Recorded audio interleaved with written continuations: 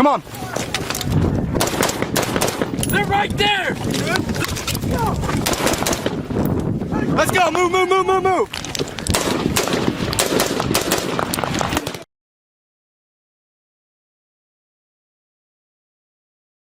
This episode of Choices Not Chances podcast is sponsored by Louisiana Gun Shop, located on Highway 90 West in Broussard, Louisiana, just south of Lafayette. For more information, stay tuned at the end of this episode. This is Choices Not Chances podcast with Ryan and Matt. I'm your co-host, Matthew Charette. Sitting next to me is Ryan Rogers. Ryan. Hey everybody, and thanks for coming back. Choices Not Chances. We got a good one for you tonight. Tonight's guest is Nick Lavery. I've met men in my life that have done insane and heroic actions against the enemies of this nation. I've seen what war can do to the psyche of hard men, and I've seen these men with their drive and their courage and their will to win in every situation. There are others, though. Others that have been tested in ways in which I have not. There are others who have sustained injuries, life-altering in some case, and continue to toe the line. Nick Machine Lavery is one of those people. We talked in depth about the establishment of Nick's purpose, which came about halfway through his first pump, and the career that he pursued thereafter. Nick is a Green Beret in the United States Army, and he's the only person to deploy in combat capacity after losing a limb above the knee. I've had other guys on the show that have talked about Nick, and one of them was Johnny Glenn, also of 3rd Group over there with SF. And Johnny said on the day that Nick had to perform his duties to come back to the teams, to prove that he could still toe the line with the prosthetic, Johnny said he went in there and watched him pick up the first thing and throw it over his head and start walking. He said it was a pretty heavy bag and he had to move it. And he said he just started laughing. He said everybody was there wasting their time if they were there to see him fail, and walked off. And that's a testament to the type of man we have sitting with us today. So Nick, I appreciate you coming on, and I look forward to getting after it. Hope everybody enjoys this episode. Welcome. All right, Nick Lavery, thank you for joining the show, taking the time out, man. I appreciate it from the bottom of my heart. Thanks for coming out. Thanks for having me, brother. I'm looking forward to it. Heck yeah, man. I've been looking forward to it for a minute. I messed up logistically on the front end and double booked myself, and so I appreciate you bearing with me with that and making the date work. But to jump into it, I just want to ask a few pointed questions in the beginning. I'm writing a new book on leadership and where leaders come from, the emergence of leadership. And a lot of my research is pointing me in the direction that a lot of what we become later in life starts between, the ages of birth and 12 to 15 years old, the experiences that you're going to have.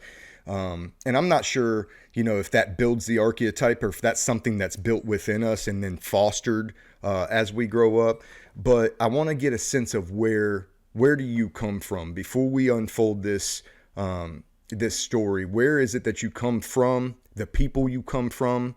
Did you have both parents in the house? Do you have siblings? We'll move from there into sports, and I'll have some other questions. But if you could just start there, that'd be great.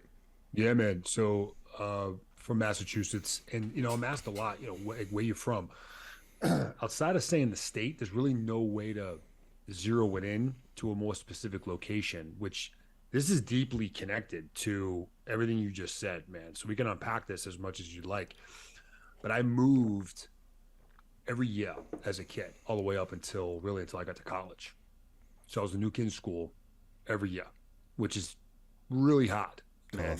So I grew up getting picked on. And nowadays, what's referred to as bullying, back then really wasn't looked at as seriously as it is today. It was just kind of part of being a kid, quote unquote. But, so because of that, I struggled socially. I struggled to make friends and obviously to keep them because I was bouncing around quite a bit. And I think that is deeply, deeply rooted in some of the, how did you do what you did type question that, I'm sure we'll get into here. But my resilience, my mental toughness really began to be crafted from the earliest ages of my life. My conditioning to resilience began the time that I was, 2 years old. So I would agree with everything you just said.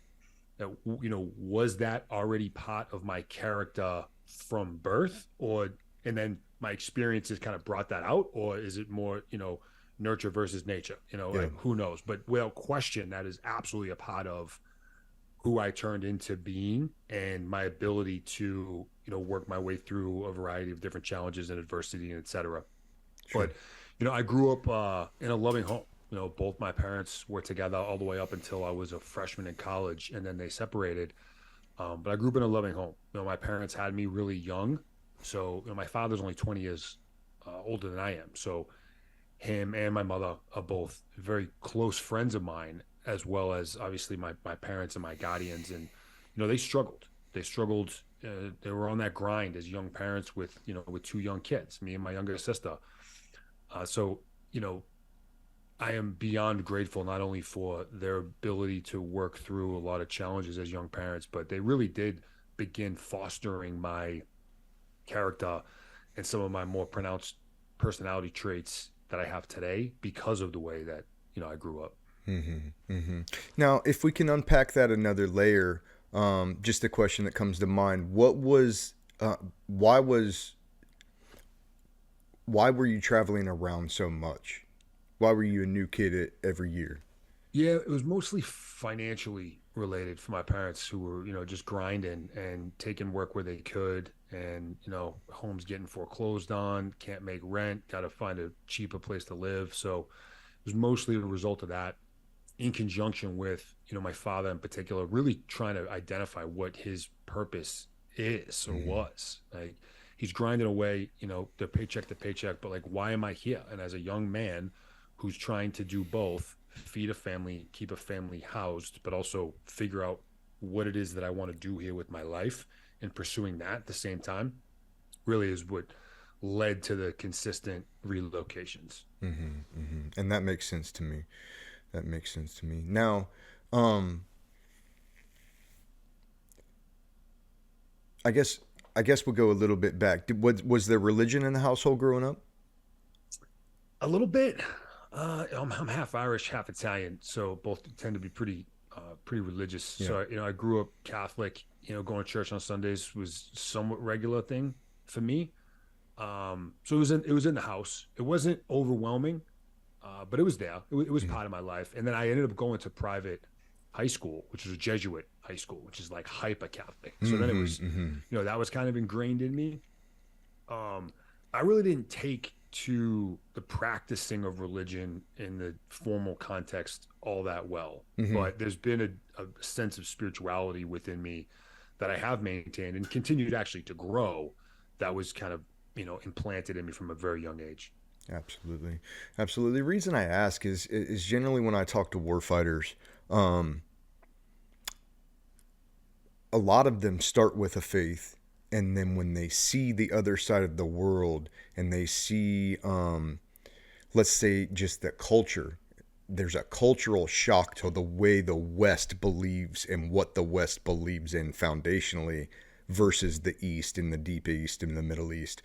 And for me personally, I grew up with religion in the household, not force-fed everything, but religion definitely in the household. I had the fundamental narrative of a Protestant religion, and when I seen some of the cultural differences, and then I seen that people were willing to, blow themselves up and kill as many of us as they could, and they're doing that in the name of their religion. Well, they believe in their religion and their God just as much as I believe in mine, and and we believe in ours in the East. And that really was just a culture shock for me, that it could be two totally different stories, or not totally different, linked, but massively different in the end. Could drive people to fight and kill and sacrifice themselves, and be complete polar opposites. So that's something that, for me, when I got over there, kind of jerked around in my head. So that's why I wanted to ask that. Yeah, it's interesting stuff. It is interesting. So okay, so let's start with you got a sister, you got a younger sister. Sports in school. Did you play team sports in school? I would imagine. Oh yeah. Yeah, man, I played most of them, and this is also deeply connected to a lot of the why and the how. Is is athletics was the one thing that gave me, an anchor. It gave me something positive, because no matter where I lived, there were always athletic programs. So I always had that. And that really just became my one thing that I could grasp onto. It gave me something to do, something to focus on. And it ended up being really what I invested myself into almost entirely. Was sports is going to be what I pursue, what I excel at, and like my reason for getting up in the morning. Check. And did you have an option in sports? Was this something that your parents put you in initially, or was this something like, hey, I'm doing this, this is my safe spot? I can't remember. I'm pretty sure I would say, it was offered to me, right? Like, you want to play this? Like, let's try T-ball kind of thing. I started super young. I think T-ball was probably the first I started. I was like 4, but I do remember asking if I could play football. I was 6. It's one of my first memories in athletics, was saying, like, I want to play football, and they were cool with that. So they really didn't push me, certainly, into any particular sport or athletic program. I just wanted to do sports year round. So I was usually the one saying, I want to try that. I want to do that. Let's, let's sign me up for that. And God willing, and God bless them, with as stretched thin as they were, they got me into those programs. You said that before, and it's something that I always I appreciate from my guests, and I echo it because I'm a father now, and I have 3 kids, and I had my first baby at 24, and it's not easy. It's not easy. It's the hardest thing I've ever done, both from emotions to, trying not to raise, a non-contributing member of society, but also, I don't want to be their friend too much, but I also got to be so it's a very hard thing. And you kind of reminded me of my own parents, because they had my older brother at 19, me at like 20, 21, and then 2 more right after us. So like by 24, when I had my first kid, my parents had 4 babies. And it's hard, man. The world is not easy as a parent. And so I always like to give the nod, because being a parent at any time is a hard thing. And then, when you can look back and say, my parents sacrificed their time, their money, they were already struggling, all because they knew they needed to invest in my future as a child, and they paid for that. And it's a privilege to have those kind of people in the beginnings of our lives, for sure. So big shout out to the parents doing good work. Absolutely, man. I'm in the same boat. My wife and I, we got a 5-year-old, and our youngest just turned 2. It's wild. They're still young, but I'm already forecasting, what it's going to be like to be mentoring and guiding, a young teen and a young adult. And I've had conversation with both my parents, being like, man, I don't know if I've told you this, but I'm sorry. Like I was tough, and I messed up a bunch, and you just constantly stuck by me through thick and thin, and you worked with me, and just like, the level of appreciation that I now have as a parent for my parents has just grown exponentially. Oh yeah. That's beautiful. Beautiful thing. All right. So let's talk about, what's your earliest memory, would you say? I try to understand why people come in. A lot of my or our generation would consider 9/11 a catalyst. For myself, 9/11 was a big calling, or it turned something in me. I would say put me into the path that I was going to be on. I probably would have chose that path anyway, but it absolutely solidified the feelings and the calling and the want to be there. But my earlier memories were before that, well before 9/11, where I, Army man and ghillie suits and snipers, and those are the things that I liked. Mm-hmm. What do you got for your earliest memories and your catalyst? Marine Corps commercial. You may know it, dude. He climbs a mountain. He takes out a sword, and he slays this lava monster and snaps around in the Marine Corps dress uniform, and young age. But I was like, I want to be that guy. And again, man, I struggled. I wanted to be respected. I wanted to be feared in a lot of ways, but I wanted strength. and becoming a Marine was going to be the way that I was going to do that, or at least possibly. But it was the seed had been planted, maybe like junior high school. And then I met with a Marine Corps recruiter actually in my sophomore year of high school. And he's like, cool, man. This is pre 9/11. But he's like, yeah, roger that. Graduate, get your degree and your diploma, and then come see me. We'll get you hooked up. Yeah. So I kind of had a game plan, and it was to become a Marine. The only thing that detracted that from happening was I started getting recruited to play football in college. It was the only reason why I went to school was to go to college, was to play ball. Horrible student, horrible academic. I did the bare minimum. So I ended up going to school to play ball, and then sophomore year of college was 9/11. And then, just like you said, man, I was in the same boat. I was angry. I was pissed off. I wanted to be part of the response. I struggled to stay in college. I was ready to drop out. I went and met with my academic advisor, and I'm like, get me out of here. And he's like, whoa, just, you're obviously pinging. Not a great time to make a big decision is when you're in the red. So just give it a couple days. And if you still want to do this, we'll take care of it. Ended up listening to some mentors and some family, and ultimately decided to stay in and grind out my degree. But by the time I got done with college, we were surging in both Iraq and Afghanistan. So the fight was still very much on. And then I made the choice to move in that direction. Now, a lot of guys in the beginning, me included, I was in high school. I was in my sophomore year of high school when that happened. So I'm a little bit younger, but I felt like I couldn't get there fast enough because I felt like it was going to be over. I'm like, I gotta go. My parents wouldn't let me sign up at 17. It's like, no, you got to. I'm gonna miss this whole thing. I've been watching it for 2 years on the TV. There's going to be nothing left. This is my arena. I gotta, and then, none of us anticipated 20 years of it. I don't think initially. So, did you have that sentiment? Did you have that feeling like you were gonna miss the war? I kind of did originally, but I did end up taking the gamble, I guess, and prolonging that to stay in and finish playing ball. And then by the time I was done playing, I was so close to getting that degree. It was like, so I wasn't overly concerned that I was going to miss it. At least once I kind of made the decision to finish out what I had started at school, I just said, okay, I'm going to get this done, and then I'll commit to it. I want to say, fortunately, I can say fortunately, it may sound weird, not to you, but maybe some of your listeners, that fortunately it was still going on. By the time that I did graduate college.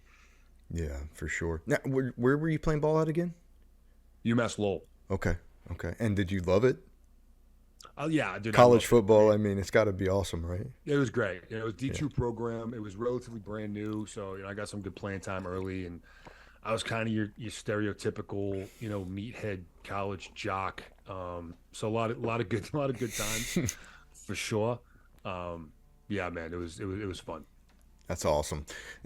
And so you stick it out. You finish playing ball. You finish school, and then you go back to the Marine recruiter. At this point, so ultimately, yes, I did end up going and talking to a Marine Corps recruiter, not right out of the gate, but I decided, as I graduated, it's okay, the game's still on. I'm going to get in this game and play. I want to be in special operations. That decision had been made. I felt like, my athletic abilities as a college athlete would be really best suited within that environment. But really, I wanted to make as much of an impact as a single human being can make. I want to be at the very front of the fight, game on. If I'm going to do it, I'm going to go all in. So I knew I wanted to go in special ops. I went into a recruiter station in downtown Boston, and it had 3 branches were in the same building: the Navy, the Marine Corps, and the Army. And, back then, and it's not all that different today, you think of the biggest badasses on the planet, the Navy SEALs tend to come to mind pretty fast. And that was the case for me. I don't come from a robust military family. It was really just what I knew from movies and books and whatever. Sure. So walked in, talked to a Navy recruiter. I said, I want to be a SEAL. And he's like, cool, man. Well, we got to get you enlisted in the Navy first, and then you can request to go do that thing. They didn't have a direct path program they have that now, but they didn't back then. I said, thank you. I left. I went and talked to the Marine Corps recruiter, and I basically got the exact same answer.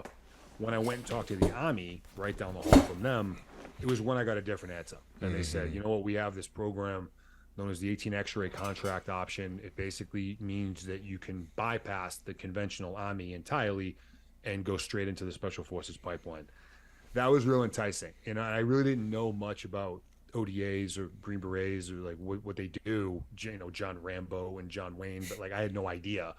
So I didn't decide right then. I went home and I got on the Google and I started researching, you know, what do these guys do? And I was really drawn to the mission set, you know, to unconventional warfare. And so not only did it give me the speed, but it gave me the type of mission that I thought I would enjoy doing. That makes sense. And so we don't have that either. I don't think you, in the Marine Corps, I still don't think you've got a direct path to get to like Raider Battalion or Recon. But So. okay, so let's talk about the dynamic, because this is something I want to touch on a little bit later, the differences in SF, regardless of the branch, and regular infantry. But can you talk on the team aspect in the SF community, in the Green Beret community, the way that SF works compared to the way that a regular straight leg unit's going to work? Sure. Because the cultures are vastly different. Yeah. Yeah, you know, in Army SF, I'll talk, you know, a little more specific, but just comparing like special operations versus conventional side. And this is, I can't say this loudly enough. There's no like better than type environment going on here, at least not in my mind. Like, are there certain tasks that a Navy SEAL or an Army Ranger or a Green Beret would be better at than an infantryman? Like, yeah, possibly, and like probably. That's just the result of like repetition and training, like anything else. Special operations and conventional, like there is no replacing one or the other. Like there are two different tools that work homogeneously, oftentimes, and hopefully with consistency that solve problems. Right? It's not everyone does a job, and they're all equally important. As we're starting to see, kind of looking forward, the fight of tomorrow will almost certainly be wildly different than the fight of yesterday, and our conventional 100%. military will, without question, you know, depending on XYZ, be the tip of the spear, quote unquote. You know, we just the last 20 years we've been doing counterterrorism, which, you know, is a SOCOM tasking. But this like special operations versus conventional, you know, just that the small team environment is probably something that creates a different working environments that we live within, you know, and the ODA in particular, you're talking about 12 guys, okay? 12 guys that are trained to get dropped off onto a mountaintop or into a jungle or into the middle of nowhere, just themselves, and function and thrive, and bring to the fight the same amount of firepower and capability as an infantry platoon, right? Or company size element.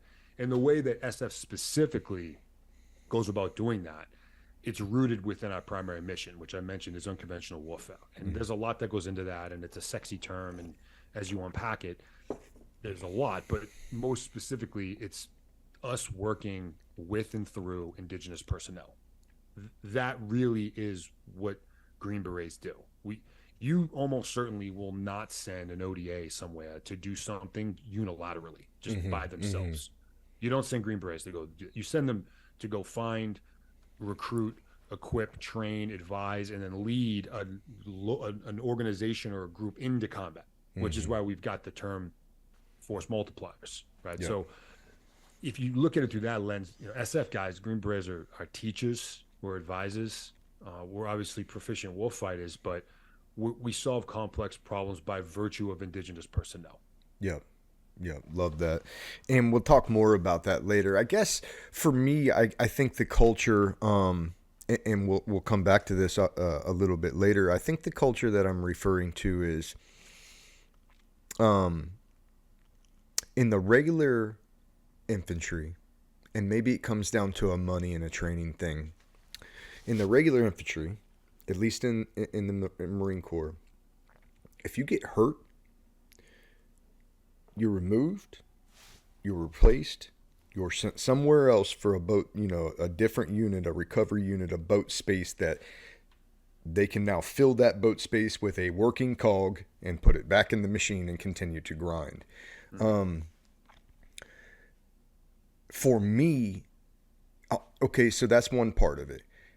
In the teams, I have a lot of buddies that were SF, either, one of the branches. And when they got hurt, if they wanted to stay, a lot of times that team would do what they needed to do to keep them around, let them rehabilitate, give them the opportunity to serve. And I like that. I don't like getting hurt and then just replaced. And I understand why the regular infantry does that. I'm not under some illusion that there's not a reason. There's a reason. There's a reason. For somebody like yourself, a Green Beret or a critical skills operator, there's so much more money invested in the training and so much more capability for that person that I think they look at it as a more valuable piece of gear that we don't want to replace because it's expensive at the big level. At the team level, I think it's like, no, I know him. We've operated and he's good to go and he just needs some time and we're going to make that happen for him. That culture is drastically different from the small teams to the big regular infantry. And I think being in a small team, obviously when you later on, you're going to get hurt and you're going to get hurt again and again and again, and you always come back and you have the opportunity to come back. And I want to touch on that later when we get there, but that's just kind of like the talk I wanted to have about what I meant culturally. I'm not saying that the infantry on anybody straight leg infantry is bad. We of course have different capabilities, and we of course have different mission sets that'll make more sense to send you or us in different situations. But culturally, that culture is what I was talking about as far as injury and replacement goes. So anyway, we can move on from that, but talk to me a little bit about, so you move into this, you do this fast track, you're getting into SF. Was it your first schooling? Was it your second? Was it your first? At what point were you like, yep, I made the right decision. This is exactly where I need to be? Yeah, it really wasn't until I got to Afghanistan on my first trip, which was the very beginning in January or so of 2011.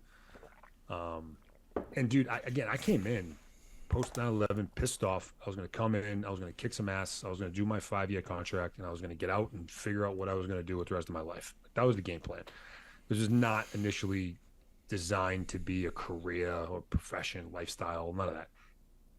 And then I get to Afghanistan, we begin operating. It was a 9-month pump, and maybe halfway through that, I was like, okay, no, like this is what I do.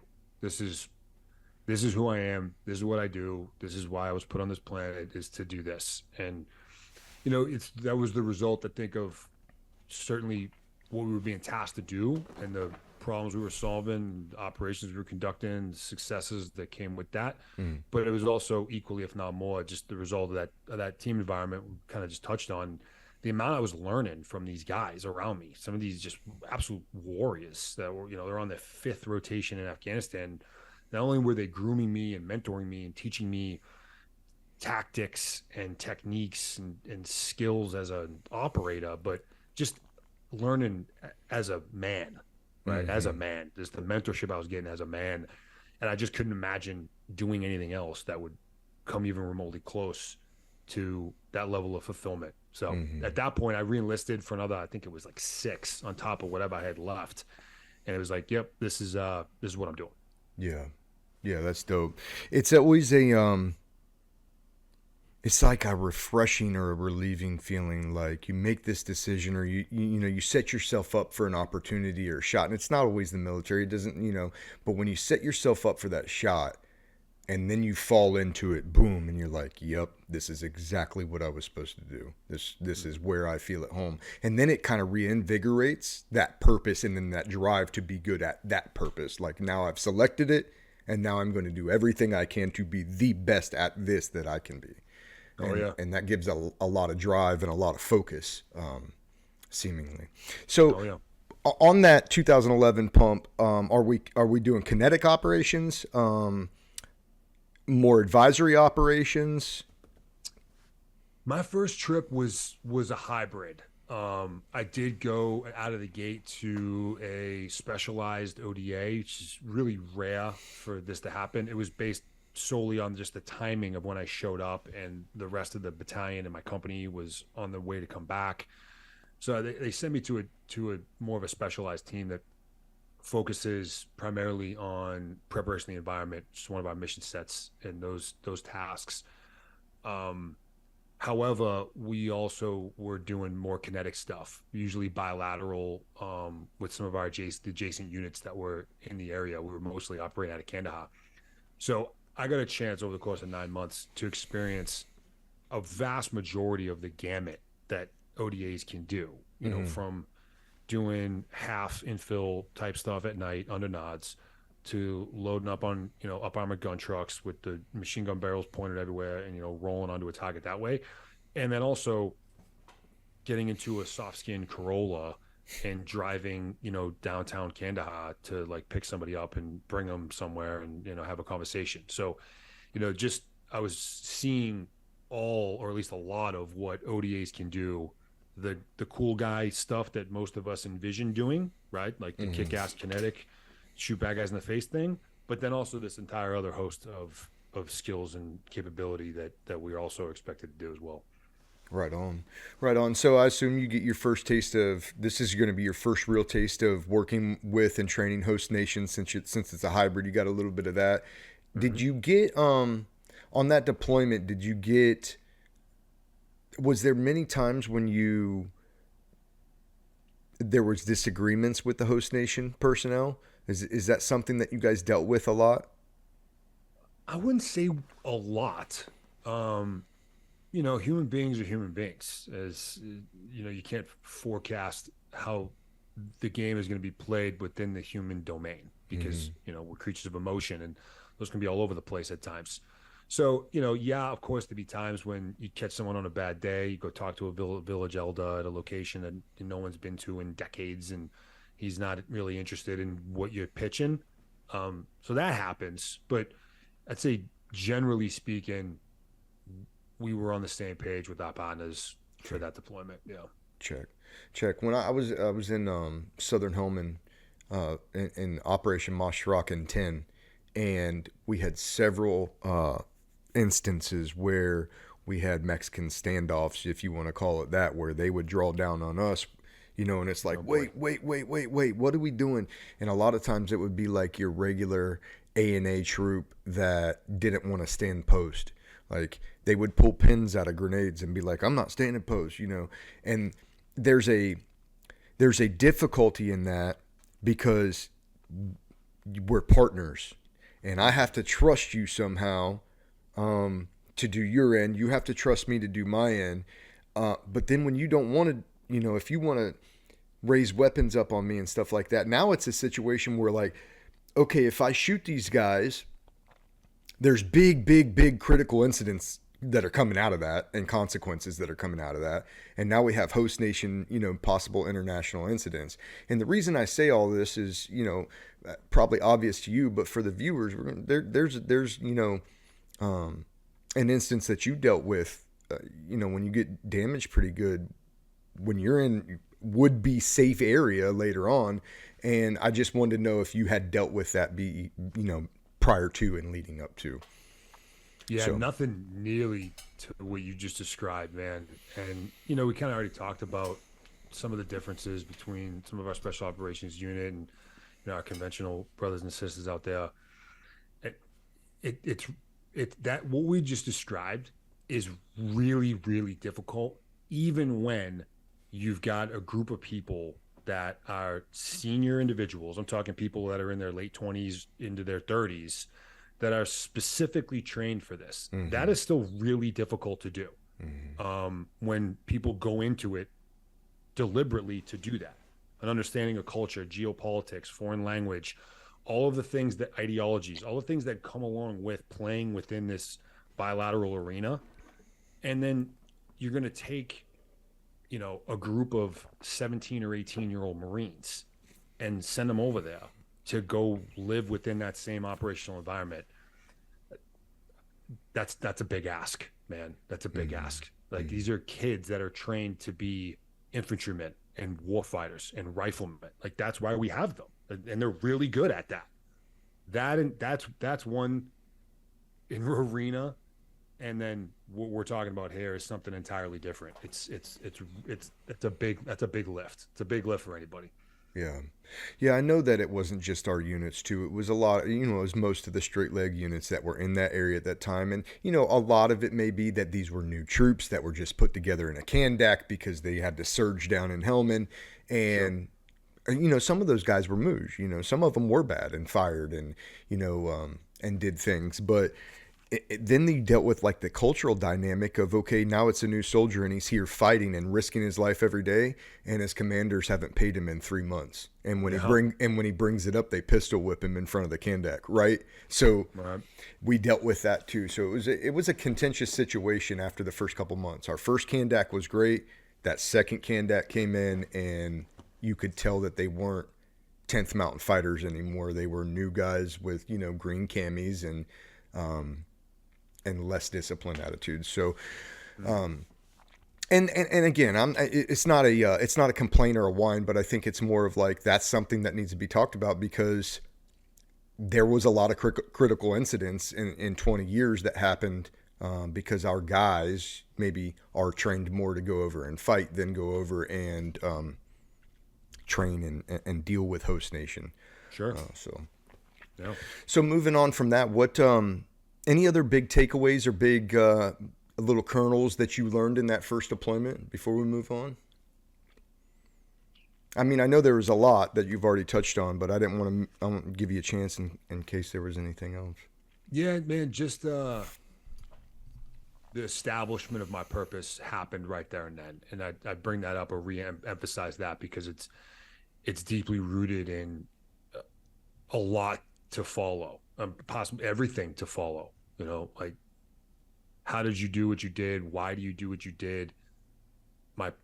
The meaning behind the way I live, that was fostered. The foundation of that belief was built on that first rotation. Mm-hmm. Mm-hmm. All right. So I got you. So purpose is a big thing. We're going to keep re-emphasizing that point as we move on.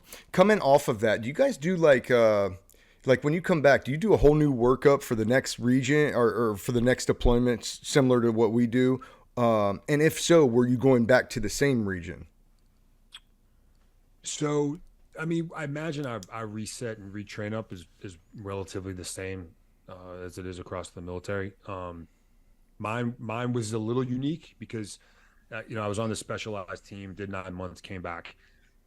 Right after I got back, we had new company leadership that swapped out. So our new company sergeant major was like, "Hey, dude, you just came back from this trip. You did great. Team sergeant is really happy with your performance, but I'd like to get you onto a standard ODA, like a regular, typical ODA that's focused more on direct action, just to give you that experience. Mm-hmm. I know you want to live in that world, and I think it's important for guys to kind of cut their teeth on that sort of team. So if you're cool with that, I'd like to move you to a new ODA."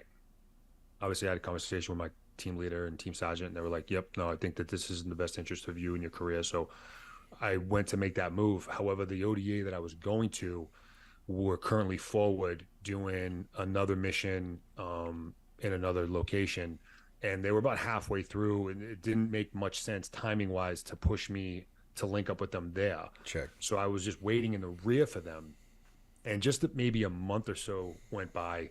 And a tasking came over to my unit. At the time, I was at 3rd Group at Fort Bragg, which is the home of a lot of different special operations, entities and organizations. Mm-hmm. A tasking came over to my unit for a body to come over to basically go on a detail back into Afghanistan. And I got, quote, asked if I wanted to do it. So I did. And so I ended up going back over into Afghanistan with kind of a hodgepodge of different personalities from different groups, and it was a short trip. It was maybe 6-9 weeks kind of thing. A lot of PSD type work is really what I was doing, but I was fresh. I just left where they were going to be operating, was in the areas in which I'd spent a good amount of time, southern Afghanistan, which is why I got the green light to go. Yeah. So I did that. My team I was going to, they returned back to Bragg. I then returned back to Bragg. And then I moved to, my next ODA.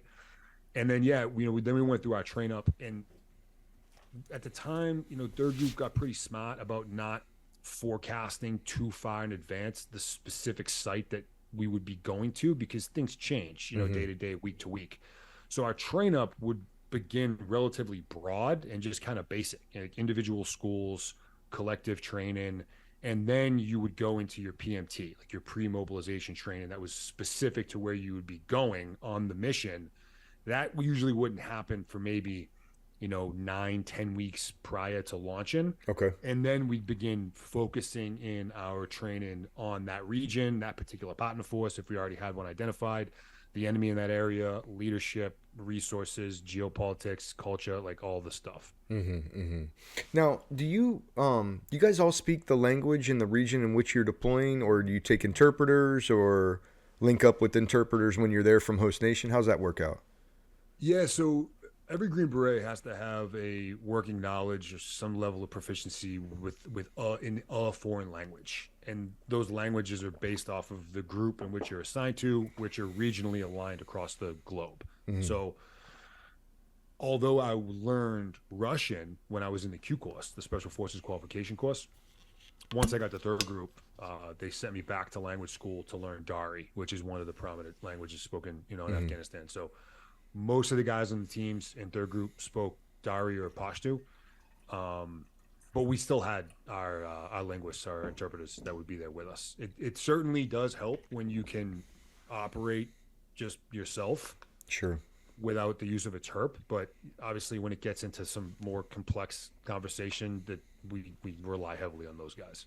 yeah, as do we. And I just wasn't sure if you guys had interpreters working with you, like in your workup to go to these places, or if you're linking up in country with them. Yeah, usually we'd link up in country. Okay. Yep. Okay. I just think it would be, we did too, and I understand logistics and things of that nature. But it'd be super sweet if we could train with them a little bit beforehand and build that relationship and that rapport before we went, instead of having to learn them, in those first couple of weeks, months, hits, ops. Yep. So, all right, moving forward, what's your next ODA? Is that still down in Bragg? Yep. Yeah, still at their group. Okay. Okay. And how's that go, making that move over? Awesome. Yeah, awesome. And, like just during the train up, was much more in line with what I had kind of originally anticipated be doing, the more kinetic stuff and the CQB and the DA type tasks. So the train up was great. It was like, okay, cool. Now I'm playing the game that I kind of thought I'd be playing right out of the gate. Now, what does that mean? What's more traditional? That's what we talked about in the beginning with as far as training and operating with host nation. Yeah, just more kinetic warfighter style training. That was really all we did during that train up, was preparation to go over and get into gunfights and execute ops that way. My original team, yes, we do shoot, move, communicate, survive training, because it's essential regardless of what it is you're going to do, just as an SF guy. But we also did a lot of other training as well, nerdier stuff, right? Like analysis type stuff, a heavy emphasis on language and culture, and so it was cool to do it. I didn't know any better. I was like, okay, cool, like roger that, like whatever I got to do. Sure. But when I went to the second team, it was just all purely warfighting kinetic train up. That was it. Check. And you're going back into Afghanistan with that team? Yep. Yeah, back in Afghanistan. And that's going to be, your first one was an 11, then you did the 6 to 9 week one, so this is going to be your third pump. What's this, 12, 13? Yeah, this is late 12. Okay. September. Right on. And you go back into the same region in the south, or? No, this trip we went into Wardak.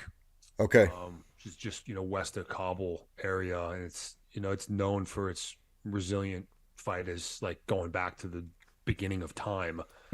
So, we knew we were going to get dropped off into a hornet's nest. And at the time we were doing a lot of what we refer to as VSO missions, which stands for Village Stability Operations. And the idea being, it's a very small footprint, very small signature, and you will not build up this massive physical infrastructure, because we're going to transition and we want to hand over something to our partners that is able to be sustained by them.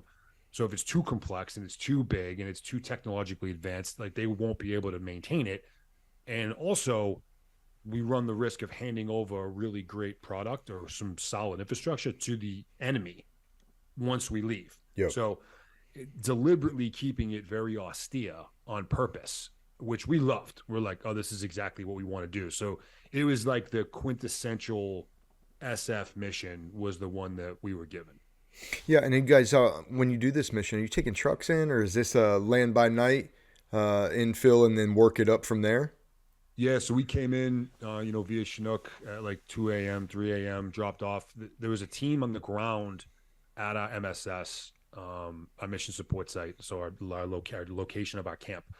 There was a team there when we landed, but they had only been there for like 48 hours. They were working out of another location, somewhat in the region.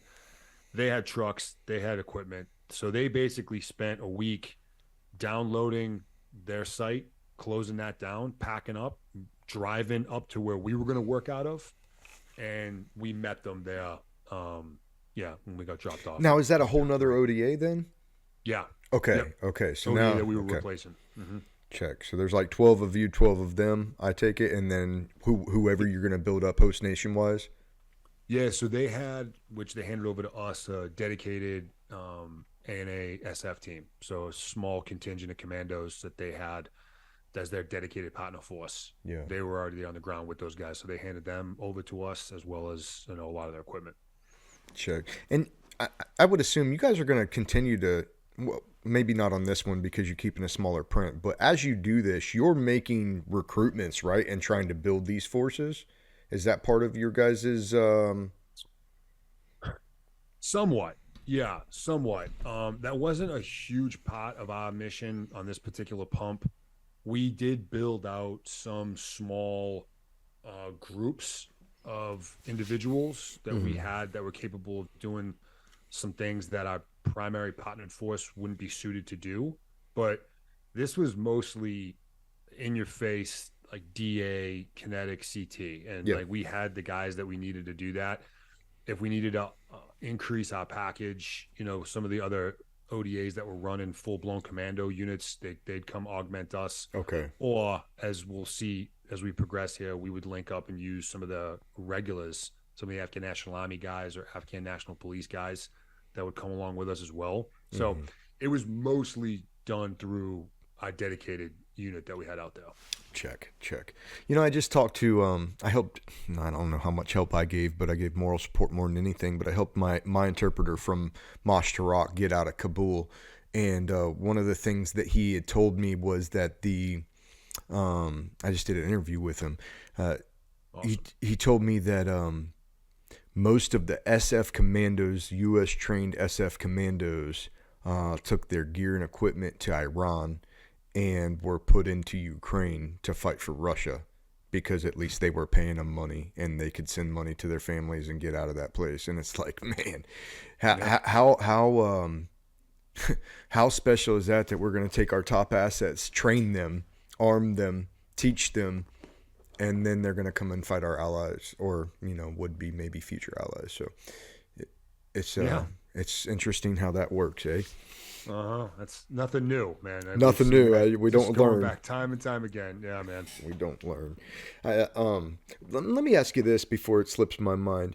What, when training, and we'll get to this, but when you're training these host nations or you're working with these different elements of, partner forces, what did you find commonly to be the most difficult, let's say, boundary to navigate with them? And I know we have a language barrier, but did you have anything that sticks out as far as what was most hard to get through or to trust or to work with? I'd say at least the first thing that comes to mind, you just said the word trust. And, that's a powerful word there, right? I mean, becomes a really difficult line to walk because you've only known these guys a day, right? When you first get there, at the most, you've known them for 6 months. It's not a long time. And even if you are, which we do, deliberately go into every single day looking out for indicators and to establish different baselines and to annotate these things so that we can have an idea of where people are at. that's all happening in real time while you're conducting operations, right? So you don't have the luxury of just sitting there and analyzing a human being or a group of people for months and months and months and months and months and months to determine like how much can I trust this individual or this group. And really they're feeling the same thing towards us, you know. Yep. So like the human dynamic is really interesting when you really break down ideology and culture and you like strip all that away for a second. These are human beings, and most of us have a lot of the exact same ideals and desires and requirements and priorities and, you know, et cetera. That's a But this fact. that word trust, man, is it's hard because again, we operate with and through. So there has to be some sense of trust with for this person to do what you're asking them to do or what you're telling them to do. However, there's a balance between rapport and security. And it's kind of like a seesaw. And if you go too heavy on either side, chances are you're going to be opening up yourself to a massive vulnerability, or you're going to be completely and totally degrading your mission. You will be mission failure. Yep. If you go too heavy on security, like for example, if I'm having a conversation with the foreign national and we're just sitting there talking, and I got 3 of my buddies that are surrounding us at the high ready, pointing a rifle at his face because I'm going hyper security, what possible relationship could I establish with that individual under those premises? I may feel really secure, right? Like this guy's not going to do anything because any one of my 3 boys here will smoke check this dude in 1 second. But I can't foster a relationship, and I certainly can't grow one. Versus the other end of that same spectrum, where I walk into a hut and there's 27 dudes I've never met before, all carrying rifles, and I'm by myself with no weapon on me at all. Like that may be the ideal scenario to demonstrate my trust and to open up a relationship and to build rapport and to et cetera. But I'm putting myself into a really horrible predicament in terms of security. So just that constant balance and that back and forth and trying to find, you know, a way to be security conscious, but also establish a relationship with these individuals that quite literally determines our mission success or failure. That is really where it becomes challenging. And that's why we have SF guys. That's why we have Green Berets specifically, is to go into that environment and figure that problem out and, you know, thrive. Yeah, absolutely. And it's important to not fuck that up, in my opinion, because I've been in the city where we fucked that up. And when you do that and you go too heavy and you lean too heavy on security, they can that can really change the population for the worst. And once if your local population that you did have good rapport with flips on you, things get dangerous quickly. As you know, I'm not telling you anything you don't know, but that so it's important, and it is a balancing act. It's an act, but you got to be on your toes because it's every day. Especially when you don't know everybody. You know, I know everybody in my squad. I can tell you when somebody's missing. I can tell you when somebody, extra is here. But then when you're dropped in with let's say a squad or more of these host nations, you don't know all these people. And yeah, man, that's just, that's one of those things that I definitely appreciate about the SF community, something that I never had to really deal with on a high level outside of that one deployment. So appreciate that. Is it, before we get into I thought I read somewhere, are you the only Green Beret or the first Green Beret to redeploy in combat capacity with a prosthetic? As an above the knee. Yeah. As an above the knee amputee. Yeah. Okay. Yeah. I'm considered the first, and to this point, the only, SF operator that's returned to combat as an above the knee amputee. Okay. And I just wanted to throw that out there, and maybe it was a little premature, but let's move on then. So you get a special mission, you get a short mission. Now you're going more into a traditional pump, a traditional deployment. You're loving it all the way. What's next? It was on this deployment that I was wounded. Yeah. 3 times, man. You can go into as much detail as you want. I'll just kind of go wave tops and let you guide this. But the first time, we'd only been in the ground for, I don't know, three weeks, maybe. This is the first time I was wounded. This is the first time that anyone on the team was somewhat significantly wounded. I took some grenade shrapnel to the back of my shoulder. It really wasn't that big of a deal. Blew like a lemon-sized hole in me. Whatever. A teammate plugged it with some gauze, wrapped it up. It was fine. Charlie, Mike, and hours and hours later, eventually I got medevaced out for a doctor to take a look at it. But I was out of the fight like a week, and then I was back to work. But what's important is that you go into these missions with this supreme level of confidence, which is important. Okay, like you and 11 of your buddies are going to get dropped off into a hornet's nest, and your job is to create a massive amount of white space. That's a hard mission, but you have to go into that with a supreme level of confidence to even be able to get on the truck or get on the helicopter or slide down the rope onto the rooftop, like whatever it is, requires you to be operating at an extremely high degree of confidence. That can very quickly become this unrealistic realm of cockiness that can become dangerous. It's a very slippery slope. I'm somewhat thankful that I was wounded as early as I was, because it did kind of turn the light bulb on for all of us, particularly my team leadership. They're like, oh man, like we're warriors and we're pinging and we're going to go to work, but like we're humans. Okay. We're not invincible here. It's like grenades cause damage, bullets cause damage, explosions can cause damage. So like, let's be a little bit more calculating about what we're doing here, and maybe hone down what I won't say was reckless at that point, but I could see it could have potentially gotten to this point of recklessness. Me being wounded as early as I was, I feel like kind of prevented that from happening. Second time I was wounded was just a month, 6 weeks or so later. I took an AK-47 round to the face. Sounds a lot worse than it was. I obviously got really, really lucky. It grazed my cheek. It looked nasty. It looked like a zombie had taken a bite out of my face. It bled a lot. But it really, particularly in context, was a scratch compared to what some of my guys were dealing with, losing limbs, losing their lives. I mean, we were game on at this point, and guys were paying some prices. Similar to the first time I was out of the game, about a week. Ended up at Bagram. They cauterized it. They stitched it back together. They kept an eye on me for 3-4 days to take a look, make sure there wasn't any signs of infection, and then boom, right back with the guys, right back to work.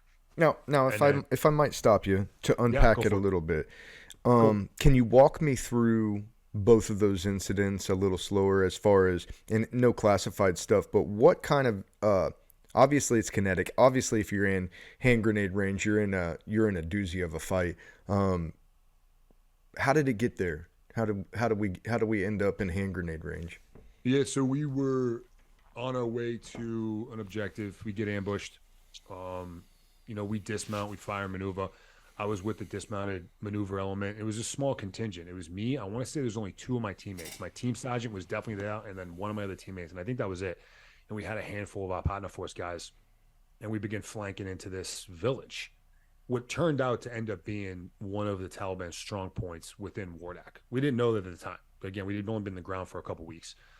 So we begin flanking, fire maneuvering onto this one of the 2-story structures that was engaging our convoy with a Dishka, and our, Dishka RPG, some PKM, and some AK. So like a pretty good scrap. Like a heavy load, yeah.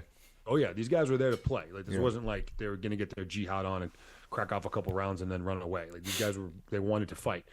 So okay, roger that. So we end up, basically clearing our way all the way to this 2-story structure, or at least this compound had an exterior wall around it.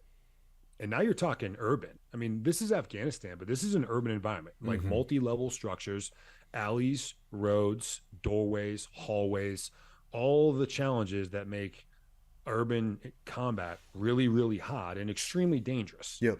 That was us as we were maneuvering through this village to get to this structure. So dudes were lobbing stuff off of rooftops. We're dealing with little toe popper explosions that are kind of cracking off around us. Again, probably outside of where we should have been. I think it was in the realm of. You mean aggressive. Just pushing too deep, a little too aggressive? Yeah, I think it was a little too aggressive. And right as we're getting ready to breach into this courtyard, boom, something blows up behind me. I feel the impact. I look back. There's a hole in my shoulder. And, we had just fought our whole way there. It took us a good 20, 25 minutes just to get to that breach point. And everything paused. So my teammate comes over, right? He wraps it up. Boom. I'm like, hey, boss, I'm good to go. Like, let's breach. And he, in that moment, was like, no. Hold on a second. Like, we're getting out of here. Like, we're going to reconsolidate. Let's get back to the trucks. Let's see what's going on. Let's make sure you're good. And let's like rethink what we're doing. And I mean, dude, they got a dish out of a 2-story window. Like, Yeah. who knows what was on the other side of that door that we were about to breach? Me Yeah. and two Americans and 4 or 5 Afghans. We've been on the ground for a couple weeks. Who knows what we could have been walking into? It could have been a really, really bad day. Mm-hmm. So thankfully, my team sergeant, this was a light bulb moment for him, and he was like, "Hang on a second, let's rethink what we're doing." So that was the first time. The second one was we were on our way back from an operation convoy, and our lead vehicle hit a massive IED. It estimated somewhere between 300 and 400 pounds HME. I mean, it just picked up a MACV and it just chucked it off the side of the road. I was in the trail vehicle, 4-truck convoy, I believe. We had a couple side-by-side raises and I think a couple dirt bikes. I was in the trail vehicle working out of a hatch. So it literally happened right in front of me, 300 meters in front of me, but right in front of me, boom, and just decimates this truck instantaneously. And we had hit a bunch of IEDs prior, smaller ones. But so I was familiar with hitting roadside bombs. Sure. Immediately, I'm like, everyone in that vehicle's dead. This is my first thought. There's no way anyone's surviving this thing. There's a MACV is flying through the air. Like, everyone's definitely dead. We go into, react to IED, react to ambush. So this is the initiation of a complex ambush. So we basically drove right into an L-shaped ambush. Some PKM opens up right at 12 o'clock. We start taking some fires from 9. We go into, fire maneuver, react to IED, react to ambush. I completely ditched the playbook. And this isn't something I'm proud of. In fact, this is an example of really what not to do. And it just highlights the importance of training. I jump out of this hatch that I'm working out of. Truck is still moving. I jump onto the ground, and I just take off on foot towards the lead vehicle. I get there. The truck had landed off into this apple orchard. It was this little depression off the side of the road. It was an apple orchard, but this is November, so there's not a lot of vegetation, but it's a lot of trees. It lands on its driver's side door. So the passenger side door is facing the sky. I'm maneuvering towards this and slide off the road. I'm in the orchard. I trip and fall. I look back, and it was my teammate, Nate, who was working the turret of that vehicle, fellow 18 Bravo. So he was on one of the weapons guys with me. He and I actually went to the Q course together. And I can't believe my eyes because he's alive. And I'm like, holy shit. His leg is snapped clean in half just below his knee. He's bleeding from his mouth. He's got some severe blast injury, but he's relatively okay. And I'm like, wow. So I'm doing like a real quick sweep on him. And, we're in the middle of a full-blown gunfight. So now our trucks, 50 cals are going. One of my teammates has a 60 millimeter mortar up, so he's dropping rounds. We're in the middle of all this, but I can hear some gunfire coming from behind me that was different. And it was these 3 enemy dismounts that were just walking up towards the truck, just unloading their AK at the vehicle, which is maybe 30 feet from me. But I can hear it tinging off the truck, ting, ting, ting, ting, ting from behind me. I'm checking on my boy. I hear these rounds behind me, snap my head around. I see these 3 assholes just shooting at this truck. So I'm like, okay, I got to leave my boy, which is a really hard decision to make. I had never been put in that circumstance where one of my friends is scared and he's asking me for help, and there's the look in his face like he thinks he's going to die, and I'm right there and I have to leave him. It was hard to do, but I did leave him. I move on these 3 fighters, smoke the first 2, and then the third one kind of runs away from me almost on an angle. Now you can imagine this dude's running away from me on an oblique, and he's got his AK over his shoulder, and he's firing it towards me, which what I think was his thumb. So imagine holding a rifle like backwards, spraying over your shoulder as you're running. Well, I'm maneuvering through this orchard to try to get a shot, and next thing you know, I'm staring up at the sky. I had thought that I had run into a branch of one of these trees, and it just knocked me over. I get up, I look around, I'm fine. I go to re-engage this dude, and then I realize that the truck that our guys were in is now on fire. And I have no idea who's in it. I've only seen 1 out of the 6 that were driving in it. So I have to make another really hard decision to let this guy go, who I really wanted to kill, and go check the status of this vehicle. Well, the thing had been just decimated. So the only entry point I could see was through the passenger door, which again is facing the sky. Fortunately, the door had been blown off the hinges. Those things weigh like 800 pounds. Yeah. So I climb up. The fire is raging now from the trail of the vehicle moving towards the front cab. And I look down into the vehicle, and our team leader is wedged kind of where the driver would be. And he's on the radio trying to make, a radio call to hire to let him know what's going on, which I just thought was amazing to see that, a guy who's and he was really fucked up, right? So one of his legs below the knee was basically hanging on by a piece of skin. He had a massive arterial bleed coming out of his radial, and he's in real rough shape. And he's in a truck that's on fire, and he's trying to communicate what's going on. It just demonstrates what training does, and like his mindset in that insane situation, and he's just still doing his job. Tenacity, yeah. You know what I mean? And I can still remember processing what I just explained to you. Like, wow, what the fuck? This dude's like really still doing this right now. That's it's hero shit right there. It is. Yeah, that's good.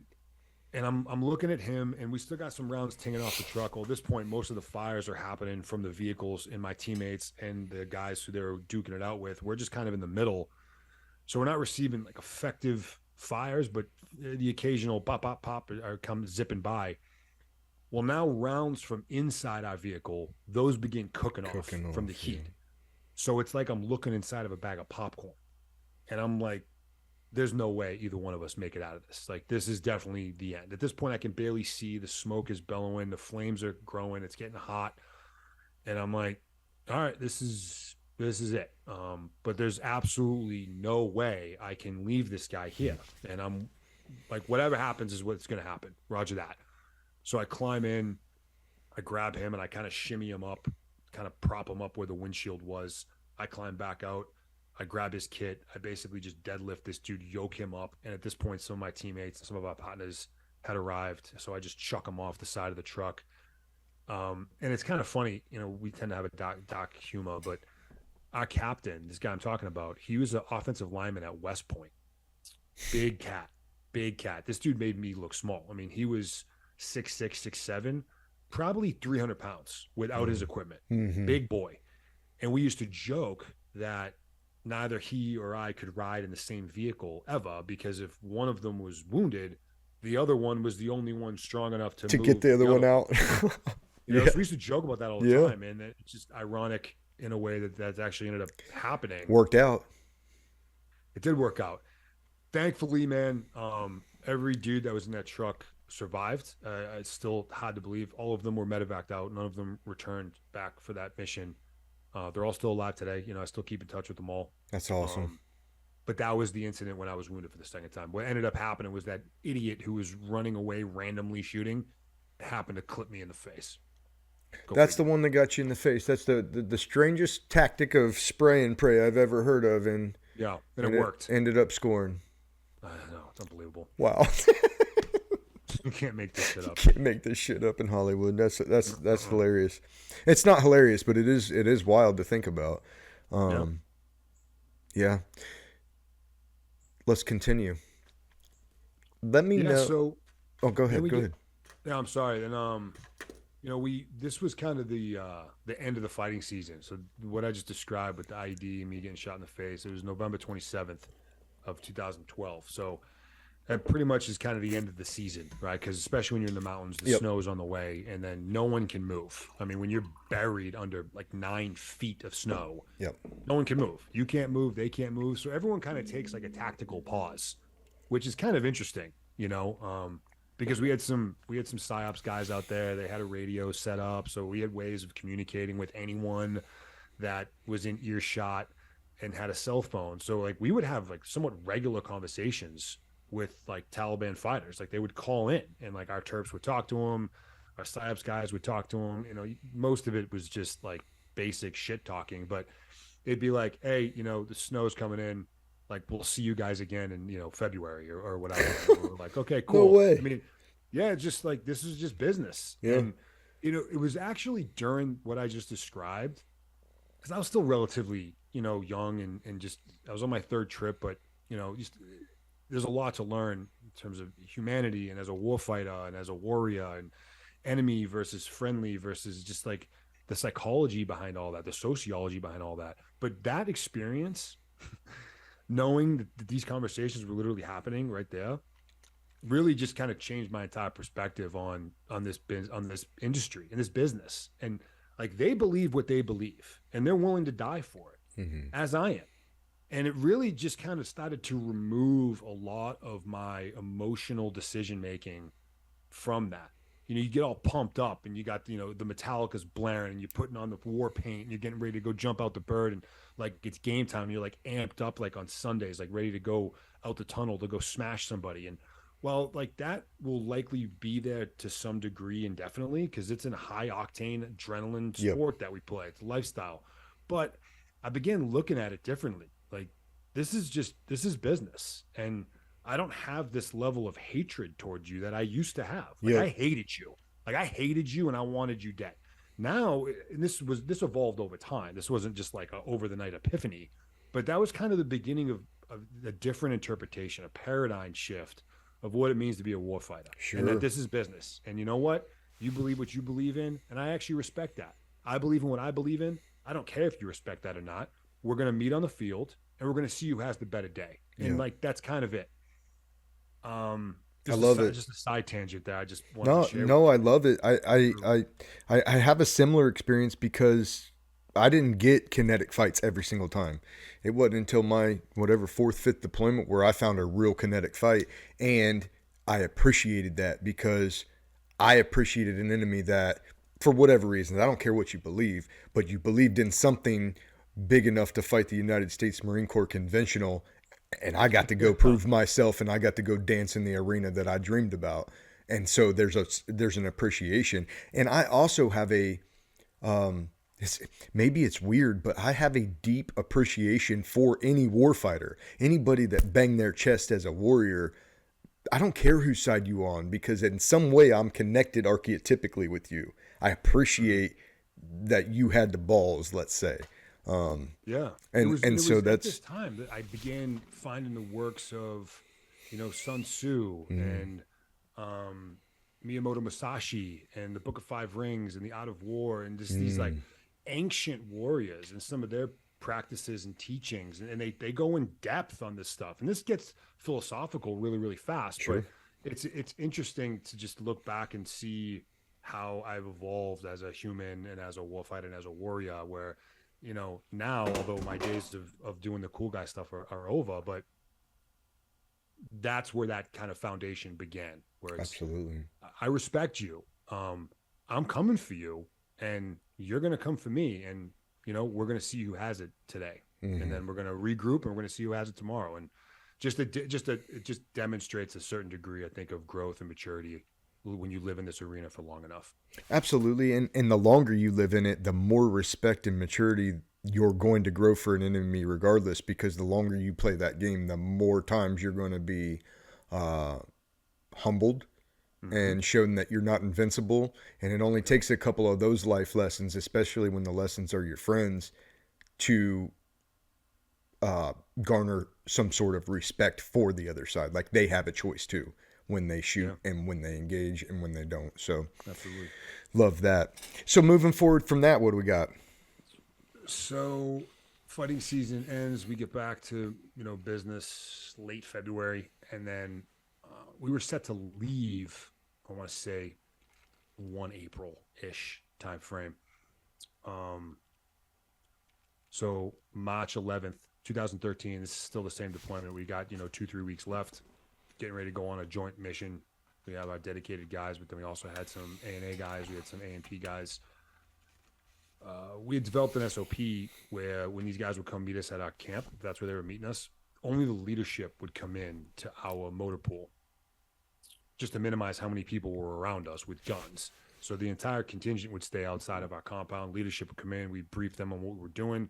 They would go brief their guys, and then we would roll. Yeah. On this particular day, leadership comes in as well as a Ford Ranger pickup truck. And I noticed it immediately, as did probably most of my teammates, as a violation of our SOP. And I'm at a decision point. We talked about earlier, that security versus rapport paradigm, that balance. I have to make a decision. Do I address this now and err on the side of security, or do I take a more diplomatic approach?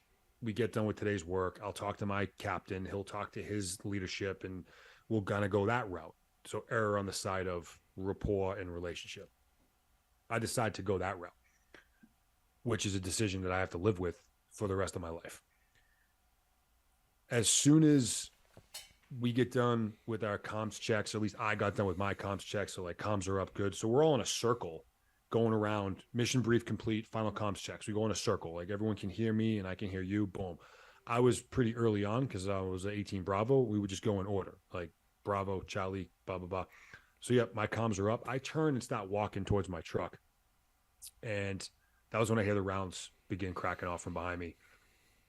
A member of the Afghan National Police Force, a guy we've been working with, a guy we've been training and going on ops with, he jumped up on the back of that Ford Ranger, which had a mounted PKM, and opened fire from about 20, 25 feet away into the group. An ideal target of opportunity. I mean, perfect. How many people are in the group? Group together. Roughly? Well, we had, there's probably 30-ish. Oh, wow. My team. Good sized group of people. Some infantry guys. Yep. Plus our partner force guys. So call it 30, 35, including our partners. Check. He rips into the group, and I turn and snap my head back. I see it. And another point where I don't do what I'm supposed to do here, which is either move to cover and eliminate the threat, right? React to an air ambush, or assault through. Like those are your two options in that predicament. Mm-hmm. I do neither of those because one of our infantry soldiers, we had an infantry squad that was attached to us for this mission, mostly there for base defense. There was security uplift for us, but we started taking them out on operations with us as we trained them and as they got integrated with us and whatnot. So this one soldier was going to be one of our drivers this day. He's frozen, like deer in headlights, like just standing there. When I say this dude was pale, I mean this dude was like translucent, right? Like just standing there. And seeing that and processing that superseded me doing my job. All right, again, something I'm not proud of. So rather than doing what I'm supposed to do, I moved towards this kid, 18-year-old kid, fresh out of basic training, first deployment ever. I moved towards him, and he was not more than 8 feet in front of me. So it was like 3 or 4 steps, and I was right there. So boom, I get to him, and I put my back to the shooter, and I put my chest to this soldier. And in my mind, I was just going to kind of like drive him back behind one of our trucks that he was really right next to. It's just like body armor to body armor and move him. Yeah, like I was going to basically like run through him and bring both of us behind some cover and then deal with this problem. Right when I get to him, he and I are chest to chest. Boom, was when I was hit for the first time in the top of my right leg. And a PKM at 25 feet, that's like getting hit by a freight train. It's not this like piercing sensation like you're being stabbed. It's like you're getting hit by a bus, just boom. So it knocks me down on top of this kid, knocks us both over. We're laying on the ground, chest to chest, face to face. And then I feel another 3 or 4 impacts to my legs. And I'm like, all right, I'm definitely wounded again, for sure. Drag me and him maybe 3, 4, 5 feet behind the corner of one of our trucks that was parked there. I grab a rifle that was on the ground. It was actually one of my teammates who was hit through the leg as well. Grab that, put that into action. I take some horribly placed shots towards this shooter. I don't come anywhere close to hitting him. One of my teammates comes in, boom, smokes this guy. So he was probably engaging for, 9-10 seconds. It's a long time with a PKM. Yeah, dude. In that amount of time, he created 12 U.S. casualties, 3 of which were killed, and another, I think it was 9 or 10 Afghan casualties, killed or wounded. Well, this was a complex ambush. So this dude opened up, and then we began being engaged by anywhere from 20 to 25 enemy fighters that had us almost completely surrounded. PKM, RPG, rifle, boom, lobbing in. So we're in a total disaster. And this was their like Super Bowl event. You know what I mean? We had been kicking their ass for almost 6 months. They kind of know our deployment cycles. So this was a chance for them to kind of force us out, even though we were set to leave in a couple weeks. Yep. Right. So they launched the kitchen sink at us. This was their Hail Mary pass. So immediate threat's gone. I know we're in a pretty good gunfight. I'm in no position to deal with any of that. So I checked the status of the soldier. He's in shock, but he's got no holes in him and he can breathe. So he's pretty much okay. Yeah. I then checked myself, ripped my pant leg open, and my right leg was just like hammered meat. I mean, it looked like a shark had gotten hold of it or had gone through a meat grinder. I mean, just exposed bone, exposed tissue, and a river of blood is just flowing from me to where I'd initially been hit. So I know my femoral artery has been cut, which tells me I have probably 8 or so minutes to live, unless I get this thing pinched off. Go right into, medical training. I slap a tourniquet on, wrench it down, lock it in.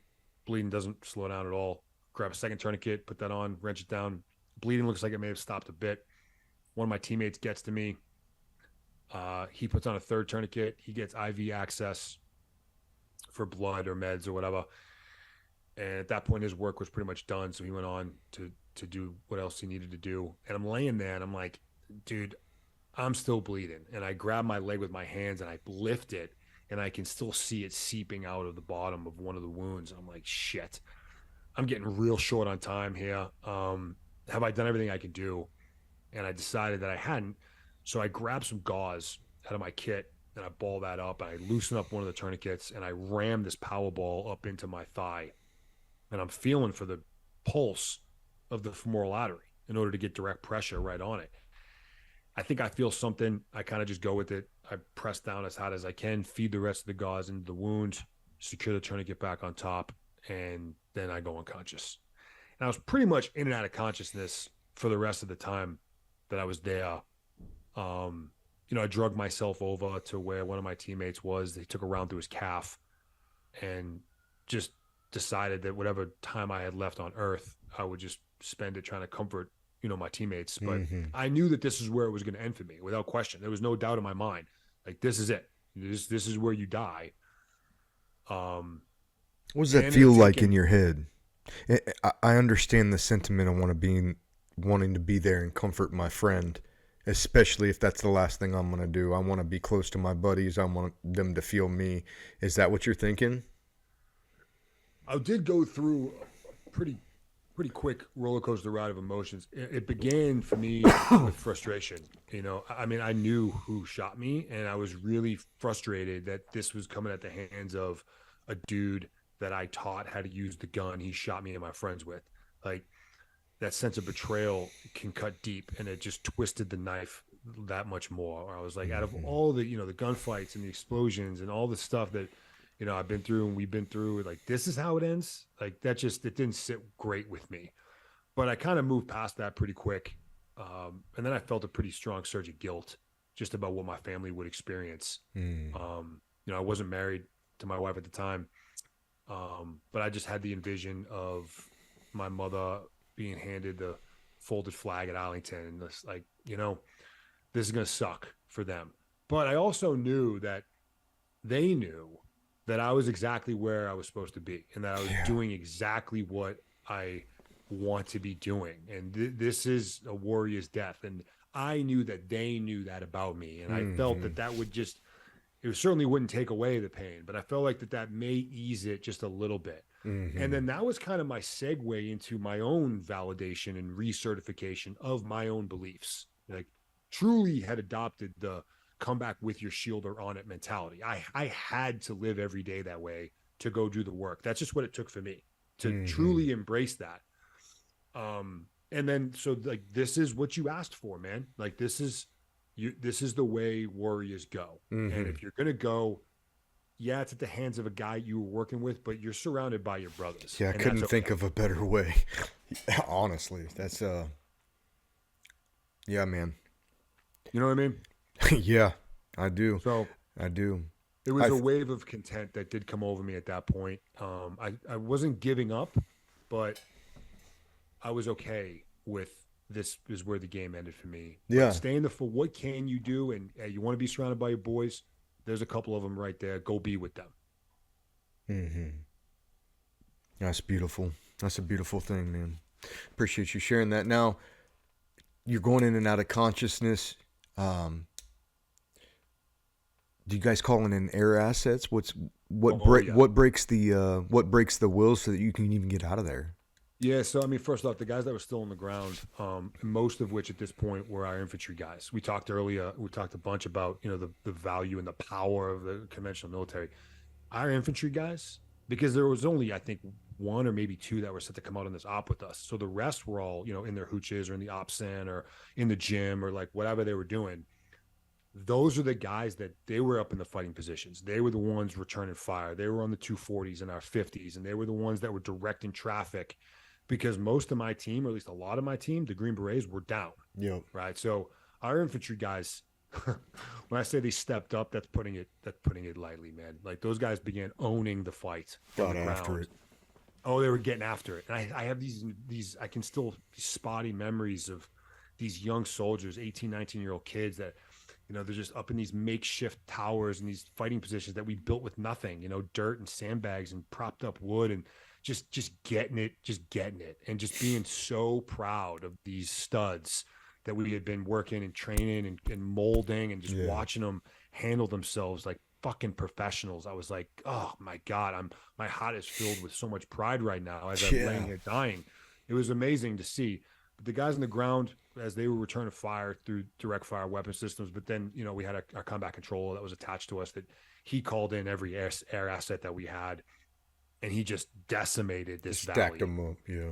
Stacked them up, boom. Like Spectre was on ship. The A-10s were doing gun runs. I mean, F-16s were coming in, dropping JDAMs. Like they unloaded onto the Chalk Valley, which is where we were working. Took an hour and a half, though, to get the fight under control on the ground. Took an hour and a half.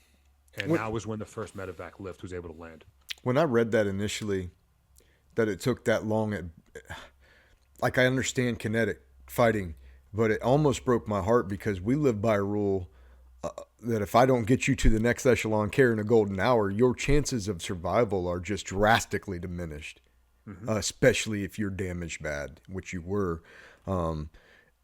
So we'll continue, but that speaks to it's a testament to the tenacity and the grit that is Nick Lavery that we talked about in the beginning. It's a testament to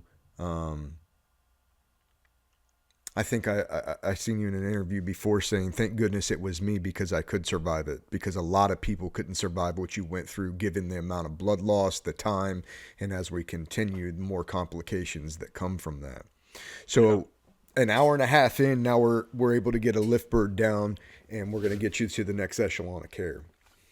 Now, are you unconscious though at this point, or are you still in and out? In and out. Yeah, okay. Still now because I still have the memory of being loaded on to the Black Hawk, and one of my teammates grabs me by the face and pulls me. I mean, like nose to nose, man. And he's telling me that he loves me, and he's saying his last goodbyes to me. Yeah, right. And I know that. Yeah. And which is powerful, but what prevented me from reciprocating was that I realized in that moment how much time had gone by. I didn't know exactly, but I knew by the position of the sun that it had been a decent amount of time for me to notice the difference. Yeah. And I'm going, dude, wait a minute. I was supposed to already long be dead. Like, how am I still here? And it was that surge that I may not have gotten had my teammate not grabbed me by the ears. Mm. But that was when I got my first surge of energy. And it was like, wait a minute. Maybe this isn't it. Yeah, maybe this isn't the end. Maybe you can battle through this. So it was in that exact moment that I went straight into combat mode, like as if I was getting ready to go like walk into an ambush. And although I couldn't see my enemy and I wasn't shooting a rifle, I was in a fight and I was about to start throwing some fucking punches. And like, that's when I dialed in and said, no. Like now, you're telling me this is like game time? Like, roger that. Like, let's see you take me. And that became like the fight I was in. So in and out of consciousness still at this point, like flashy, spotty memories, but I ended up getting to where our AOB headquarters was located. Had a forward surgical team that was there. They pulled me off the bird. Because this was the closest medical asset that we had. They went with speed, right? They went with speed versus level of care, which would have been Bagram, which has a hospital. So they took me to the FST, pulled me off, ripped me in, right under the table. I need blood, like desperately. Transfusion goes on board. They're putting my femoral artery back together, and then everything begins to crash. They aren't sure exactly what the problem is, but everything is plummeting. My lungs are dying, my liver, my kidneys, everything's crashing, and they're like, what the hell's going on? We don't know. We got to get him to Bagram like yesterday. So back onto a helicopter, fly me to Bagram. And it's while I'm airborne that they realize that they had given me a transfusion with the wrong blood type, with an incompatible blood type. And people are obviously like, what the fuck? Like, how does that happen? Yeah. You know, it's a very simple answer. I mean, kind of on the macro level, like human beings make mistakes, man. And it happens when adrenaline is surging and you're under extreme stress. And this aid station got completely overwhelmed. It maxed out their capacity because two birds landed back to back, Mass each with casualty. 2 patients on it. Yeah. So we overwhelmed their systems. That's not their fault, right? That's like the coordination. They had too much that they could deal with, and they made a mistake. And they switched up my last name with my teammate's last name. We both needed blood. They gave him my blood. They gave me his blood. Like, that's how it happened. Did the It's same really thing just that happen to simple. your teammate then? No, because I'm O positive. So I'm a universal donor, which means I can give blood to anybody. However, I'm not a universal recipient. That would be O negative. So Yep. he was fine, thankfully, but it was the result of them switching out his bag that they realized they were pumping him full of O pos, and they said, oh shit, what did we just give Nick? And they saw that they had given me AB negative, like a whole lot of it. So they call Bagram and they say, hey man, we just pumped Nick full of AB negative. There's no way he survives the flight. No way. So just be prepared to receive his body when he gets there. Well, the crew on the dust off platform, the medics on the bird, they get wind of what's happening with me.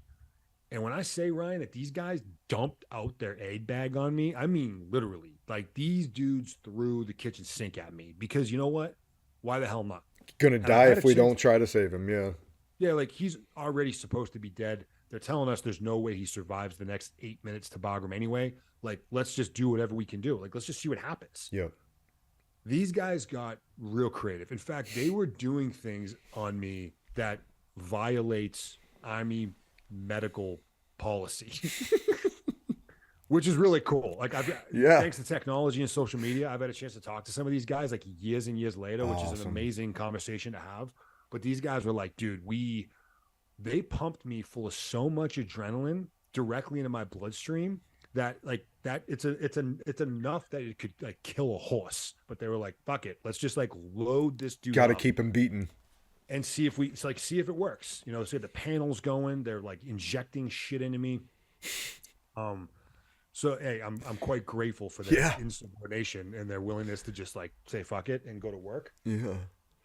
Those guys kept me going. At least they kept me going enough. You know, I arrived at Bagram and I'm intubated. So I'm on a breathing tube. I'm on dialysis. I'm on a transfusion, you know, and I basically just stayed with machines keeping me alive in a somewhat vegetated state for what ended up being like 4 days. And then I just slowly began coming back. Amazing. It's an amazing story. And then, so the tenacity that we speak about in the beginning, when you wake up, that's just the beginning, right? You got to learn about your injuries and how severe, and what's that like? What's that like trying to level that in your head? Yeah, dude. I mean, the first time I really remember truly understanding that most of my leg was gone was when I finally got to Walter Reed, and I was in the intensive care unit. And the chief ortho comes in, who I'm still great friends with to this day. He comes in, he said, hey, Nick, here's the deal. You're at Walter Reed. You've been here about a day. Your right leg has been amputated up to the knee. You are riddled with bacteria and infection. And any one of these things could kill you right now. My staff wants to take you down the hall into the operating room right now and amputate your leg at the hip. It's called a hip disarticulation. Mm-hmm. Just get rid of this problem and get you moving on with life. He's like, that's the conventional play to make here. That's the safe play to make. That's probably the right decision to make right now. He's like, but I think I can save more your leg. It's just going to be a knockdown street fight, and I need you in the fight with me. Mm-hmm. And I can tell you, dude, did not process most of what he said, other than like, most of your leg is gone, and I want to go get into a street fight with you. Like, do you want to come with me? And I was like, yeah, cool. Like, let's go do that, man. Like, that was pretty much all I grasped. But I did realize in that conversation that most of my leg had been removed, and now he was going to try to save as much as he could. And that really just began the next, I don't know, 7-8 weeks of my life, where I was in surgery 3-4 times a week.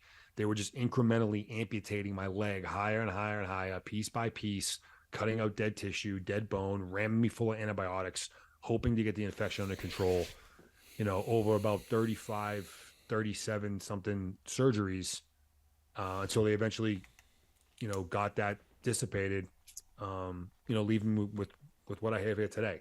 So it's just, such an enormous amount of gratitude for so many different people that helped me throughout this whole journey. But that one doc and his willingness to take that risk and go against his entire staff that wanted to make probably the right decision and extend and take a shot anyway on basically a gut feeling, right? Like a hunch, like, I think this might work.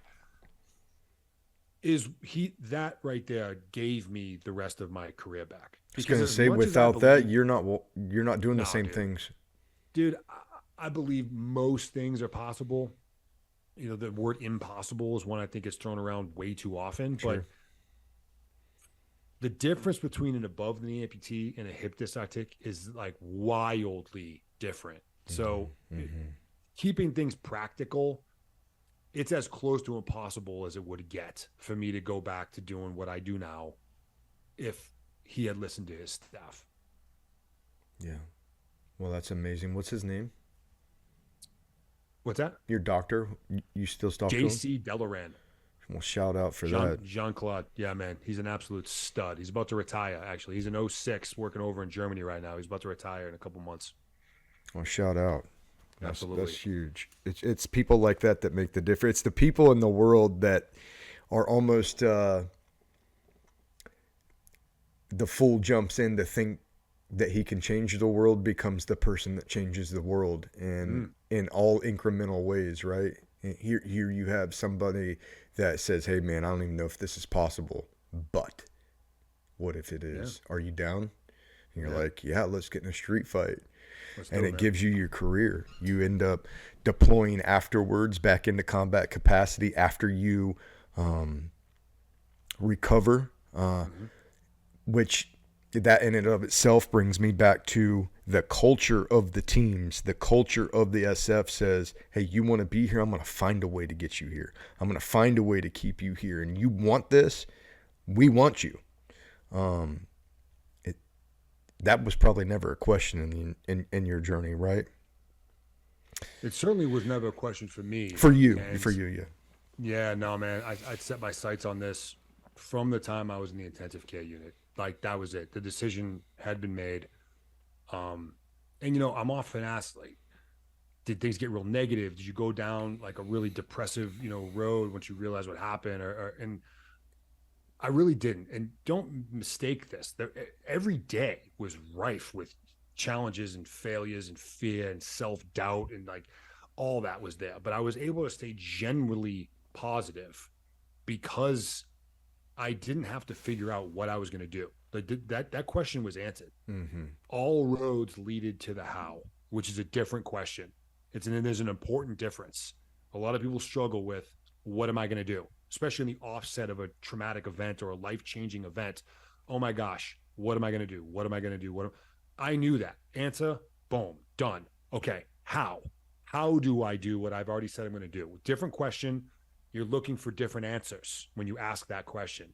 So I was eventually able to extract knowledge and wisdom from every time I got it wrong, which happened countless times every single day. Yeah. But when you look at these events as opportunities, these failures as opportunities, you can weaponize yourself. Absolutely. To almost be seeking discomfort and failure and fear and pain, because you realize that is how you grow. That's how you get better. That's right. I was able to do that in a relatively short window while I was at the hospital. Yeah, I love that. I love that. Every failure is the chance to go back and do it again with essay Yeah, on boom. what not to do. Absolutely. I love that. So, what does it look like for you now? You're motivating people. You're still active, right? You haven't retired yet. Yeah, still active, man. And op tempo slowed. You're in a different role now, I Yeah. assume. So, Yeah, different role. So I left the teams just 4 months ago, 5 months ago. Um, Tough transition, man. yeah, Tough transition. You come into this, that's what you want to do forever, and it runs its course. It's not a job you can do indefinitely. It certainly takes its toll. sure. So, yeah, I moved up. So now I'm a company operations warrant, just that next level of leadership. I love that because you're going to have the ability to impart your knowledge, tenacity, grit, and can't stop me machine attitude to some of these newer guys coming up, and they need that. They need that. People like you don't come around often, and when they do, it's best that we learn from you, take in what you're putting down knowledge wise, and you have a lot of operational history to pass down in the teams as well. A lot of things that you guys did. I have a couple of friends that operated over there in Wardock and different deployments in Afghanistan from the SF groups, and they're some of my favorite people to talk to because I learn something every time from them. I learn something every time, and if we can, as a society, be less parochial and look to learn from our conversations instead of hear what somebody's saying just succinctly to respond to what they said. I think we could go a lot further together. I agree. Well said. What's plans after the military for you? I know you're inspiring. I know you got some channels up and you're talking to people. I've seen you with Jocko helping out inspire some of Jocko's people and around the horn there. Do you mean to continue to inspire and put yourself out and speak and uplift? Yeah, man. I'm in an incredibly blessed position, where a lot of guys we talked about struggle leaving the teams, but transitioning out of the military and under most circumstances, whether it was at the end of a 27-year career and you want to leave, or if you're forced out early, but that transition is usually tough for most of us, regardless of the circumstances, the specifics. I'm in a position where I've already not only identified what my next purpose is post uniform, but I'm getting a chance to live it now while I'm still in, which is an amazing position to be in. It's wild that I realized at the age of 37, the passion I have for writing. So my first book came out last year. I'm currently working on 2 other ones. It's crazy to even think about how much I enjoy writing, given that I lived that much life hating it. Like if I was writing before that, it was because I had to, for school or work or whatever. Entirely different when you sink your teeth into something that you love. So I'll continue writing likely indefinitely. And then, yeah, man, I'm doing speaking, some consulting work, workshops, seminars, so some one-on-one coaching. So I'm really enjoying playing in that space and growing it and onboarding a team around me to help me navigate that. So that's what I'll do full time. In the meantime, man, I still got another 4 years until I hit 20. I'm going to continue to grow in uniform, continue to learn. Like you said, I moved up to that next echelon where maybe you lose some of that intimacy with the tactics on the ground, but it spans your influence wider. Sure. Which is something that I look to take, advantage of. So it's going to be a fun ride, man. And, things are really just getting started.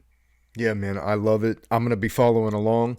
Your book, Objective Secure, awesome. One day I will get your John Hancock on that thing, hopefully, or just order another one from you. But I love it. I didn't want to talk about it in the beginning because I wanted to have an authentic conversation without bringing that up. Some other people have done that style already, and I didn't want to beat that horse. But love the read. Great knowledge coming out of it. Look forward to your next works as well. Thanks, brother. Man, it's been a couple of hours, and I know you got out coming up. I look forward to what the machine's going to bring to us next. I appreciate you sitting down with me. I appreciate you doing this from out of the goodness of your heart. And appreciate what you bring to the table in your vulnerability to be able to talk about those things. I think it's important. Just because we're war fighters doesn't mean we're not human, and we need to talk about it for the next group of guys coming up, at least, if nothing else. So I appreciate you. If you could just look into the camera and give a kernel of advice to the viewing audience, whether they're operating in kinetic fights in the future or imparting knowledge for the next generation. What do you got for them?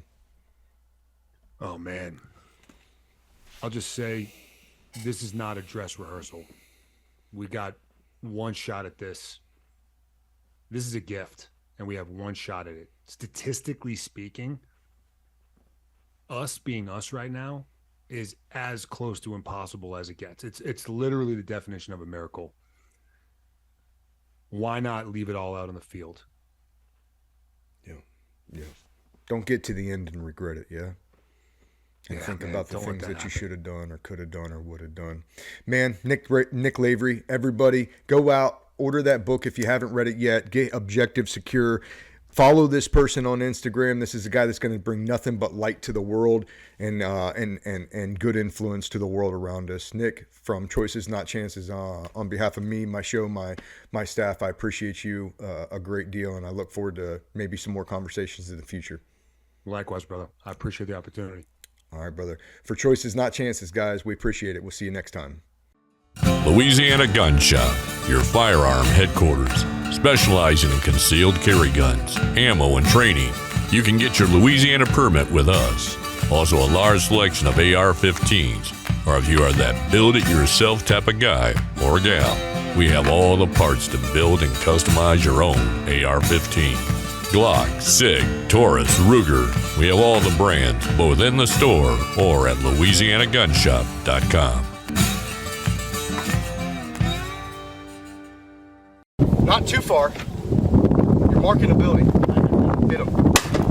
Yeah, that's good. That's a good shot. That's money. Yeah. Money.